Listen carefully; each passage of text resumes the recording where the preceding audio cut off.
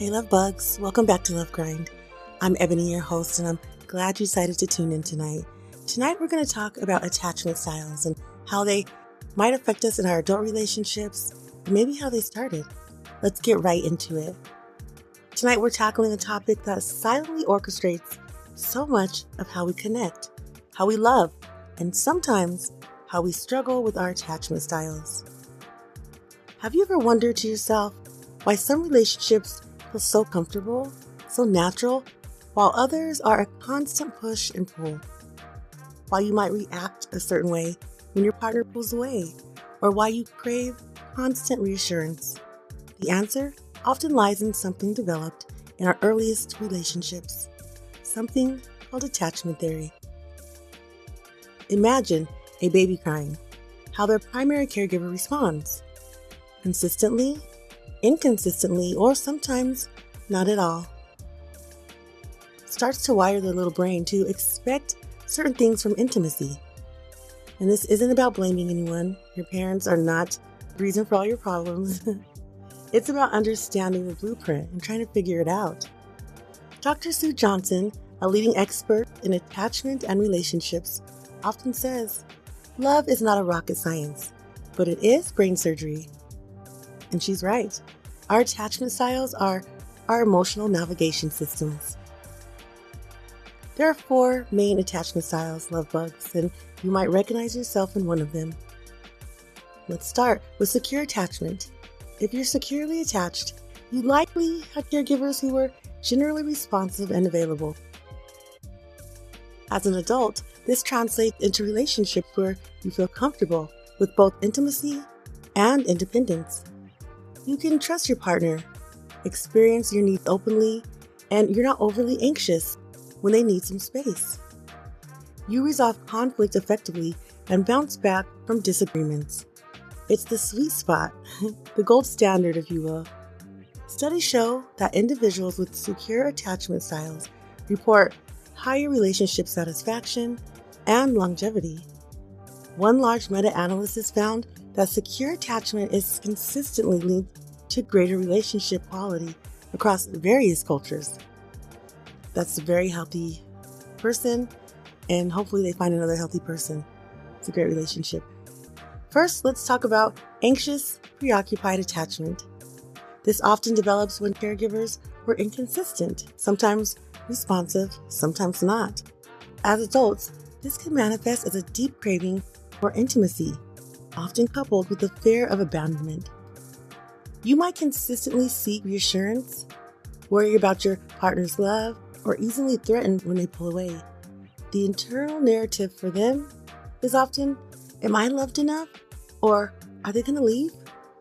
You might text frequently, get upset if calls aren't returned quickly, or even escalate conflict to get a reaction.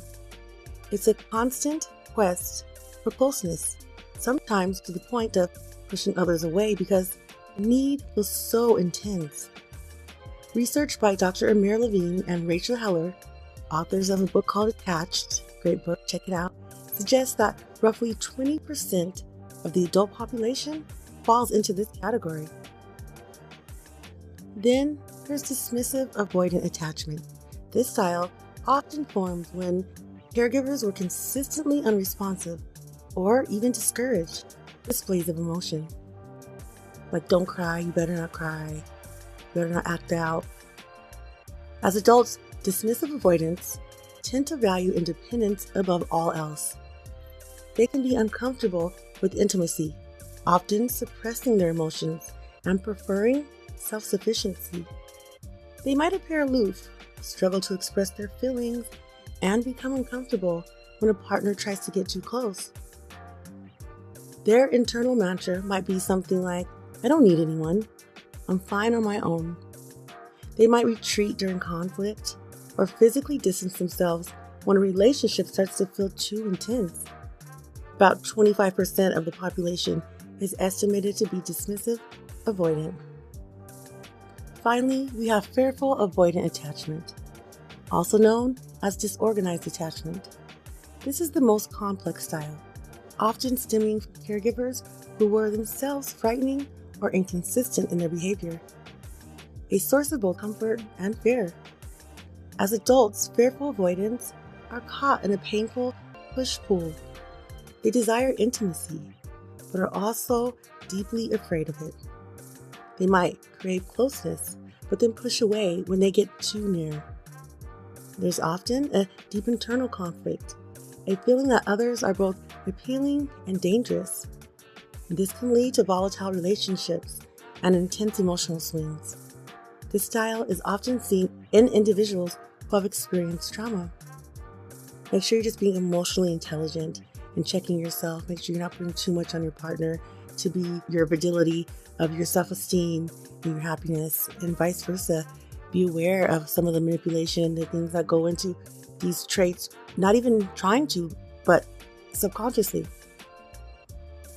So why does this matter in our relationships? Because when two different attachment styles meet, sparks can fly, sometimes in a good way and sometimes in a challenging way. Anxious, preoccupied individuals often find themselves drawn to dismissive avoidance, creating a classic pursuer-distancer dynamic. The anxious partner pursues intimacy, right? And then the avoidant partner retreats, reinforcing both of their underlying fears. It's a really painful dance, love bugs, and it's often played out unsubconsciously. The good news is, there's good news. Our attachment styles are not destiny. While deeply ingrained, they are not immutable. We can earn security. By understanding our own patterns and those of our partners, we can begin to consciously change the dance. This involves self-awareness, communication, and sometimes the willingness to sit with your discomfort. We all hate doing that, but sometimes it's necessary. If you're anxious, it means you need to learn to soothe yourself when your partner needs space, trusting that their need for independence isn't rejection. It means communicating your needs for reassurance calmly, rather than protest behaviors. And if you're avoidant, it means practicing vulnerability, allowing yourself to lean into intimacy, even when it feels uncomfortable, and understanding that interdependence isn't a loss of freedom, but an expansion of connection. That's so true. The first step is always awareness. Reflect on your past relationships. What patterns emerge? How did you react when you felt threatened in a relationship? And how do you respond to intimacy? And equally important, how do your partners typically respond? You got to make sure your deliverance is okay, otherwise people will match your energy. Don't go nowhere with that. This week's challenge for the Love Grind community: have an open, gentle conversation with your partner about attachment. No need to diagnose yourselves or one another. Just simply share what resonated with you from tonight's show. What might your primary tendencies be? How might your partner's tendencies be affecting your dynamic? And this isn't about blame, definitely no shame here. It's about understanding and empathy. It's about creating a shared language for your emotional world, setting the stage up for it. I encourage you to explore resources like the book we talked about, Attached, by Amir Levine and Rachel Heller, or the work of Dr. Sue Johnson on emotionally focused therapy. Knowledge is power when it comes to transforming our relationships. Definitely is. And we'd love to hear from you, all right, and your thoughts, your experiences. Send us an email at info@lovegrind.com or find us on Instagram at lovegrind. Share your thoughts using #LoveGrindAttachment. Your stories help us all feel a little less alone in this journey. That's right. So use all the empathy you can this week, starting with yourself first. And until next time, love bugs, I'm out.